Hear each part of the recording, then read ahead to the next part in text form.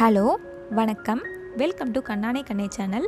இன்றைக்கி நம்ம என்ன பார்க்க போகிறோன்னா, குழந்தைங்களுக்கு நம்ம வீட்டில் இருக்கிற சிம்பிள் இன்க்ரீடியன்ட் வச்சு சூப்பராக ஒரு பிரேக்ஃபாஸ்ட் ரெடி பண்ண போகிறோம். ரொம்ப ஹெல்த்தியாகவும் அதே சமயம் ரொம்ப டேஸ்ட்டாகவும் இருக்க போகுது இந்த ரெசிபி. இந்த ரெசிபி பண்ணுறதுக்கு ஒரே ஒரு டேபிள் ஸ்பூன் வெள்ளை ரவை எடுத்துக்கிறேன். இதை இப்போது ஸ்டவ்வில் வச்சு ரொம்ப லோ ஃப்ளேமில் வச்சு இதை ட்ரை ரோஸ்ட் பண்ண போகிறோம். ரொம்ப கேர்ஃபுல்லாக பண்ணுங்கள், ஏன்னா இது கரிஞ்சிட்டா இதோட டேஸ்ட்டே நல்லா இருக்காது. அதனால் லைட்டாக நீங்கள் இதை ட்ரை ரோஸ்ட் பண்ணால் போதும். அடுத்து சுடு தண்ணீர் ஒரு 3/4 கப் போல் தண்ணீர் சேர்த்துக்கிறேன். இதை லைட்டாக இப்படி மிக்ஸ் பண்ணிடலாம். அடுத்து கொஞ்சம் அளவு கேரட் மட்டும் நான் வேக வச்சு எடுத்திருக்கேன். நான் சமையலுக்காக இது வேக வச்சது. இதில் ஒரு 2 டேபிள் ஸ்பூன் மட்டும் நான் தனியாக எடுத்து இந்த மாதிரி மிக்சியில் அரைச்சி எடுக்க போகிறேன். கொஞ்சம் அளவு மட்டும் தண்ணீர் சேர்த்துக்கலாம். இதை மையாக அரைக்கணும் அவசியம் கிடையாது, சும்மா பல்ஸ் மட்டும் நீங்கள் அடித்து எடுத்துகிட்டு வந்தால் போதும். உங்கள் குழந்தைங்க நல்லா பேஸ்ட்டாக தான் சாப்பிடுவாங்கன்னா தாராளமாக நீங்கள் அந்த மாதிரி கூட நீங்கள் அரைச்சி எடுத்துகிட்டு வச்சுக்கலாம். ஆனால் இந்த மாதிரி அரைச்சா தான் குழந்தைங்களும் கொஞ்சம் மென்று சாப்பிட பழகுவாங்க. இப்போ அரைச்சி வச்சுருந்த பேஸ்ட்டை இந்த ரவையோடு சேர்த்து நம்ம நல்லா மிக்ஸ் பண்ணிக்கலாம்.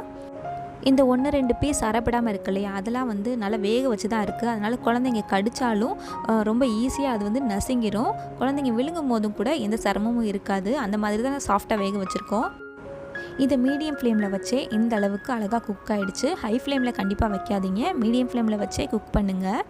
இந்த மாதிரி நல்லா திக் கன்சிஸ்டன்சி வந்ததுக்கப்புறமா உங்கள் குழந்தைக்கு நட்ஸ் அலர்ஜி இல்லாட்டி 1/2 ஸ்பூன் அளவு நட்ஸ் பவுடர் சேர்த்துக்கோங்க.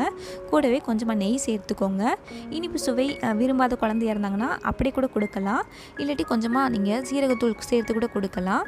அப்படியும் பிடிக்காட்டி இனிப்பு சுவையோடு சாப்பிட்ணுன்னா நான் இதில் தேங்காய் பால் சேர்த்துருக்கேன். கொஞ்சமாக அதில் ஏலக்காய் சேர்த்து அரைச்சனால இதில் தனியாக ஏலக்காய் எதுவும் சேர்க்கலை. ஏலக்காய் சேர்த்து அரைச்ச தேங்காய் பால், அதுக்கப்புறமா பனங்கல்கண்டு பவுடர் சேர்த்து நல்லா மிக்ஸ் பண்ணிக்கிறேன்.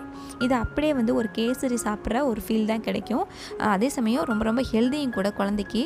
ரவையெல்லாம் குழந்தைக்கு கொடுக்கலாமா அப்படின்னு உங்களுக்கு நிறைய பேருக்கு சந்தேகம் இருக்கலாம். ரவை கண்டிப்பாக தாராளமாக 6 மாதம் கம்ப்ளீட்டான குழந்தைக்கே கொடுக்கலாம். இந்த ரெசிபி 8 மாதம் கம்ப்ளீட்டான குழந்தைங்களுக்கு தாராளமாக கொடுக்கலாம். ரவை ஈஸியாக குழந்தைங்களுக்கு டைஜஸ்ட் ஆகிடும். கார்போஹைட்ரேட் நிறைந்த உணவும் கூட. இந்த ரெசிபி நீங்கள் ட்ரை பண்ணி பார்த்தீங்கன்னா உங்கள் குழந்தைங்க எப்படி சாப்பிட்டாங்கன்னு கீழே மறக்காமல் கமெண்ட் பண்ணுங்கள். உங்களுக்கு இந்த வீடியோ பிடிச்சிருந்துச்சுன்னா மறக்காமல் லைக் பண்ணுங்கள், கமெண்ட் பண்ணுங்கள், ஷேர் பண்ணுங்கள், சப்ஸ்கிரைப் பண்ணுங்கள். நன்றி.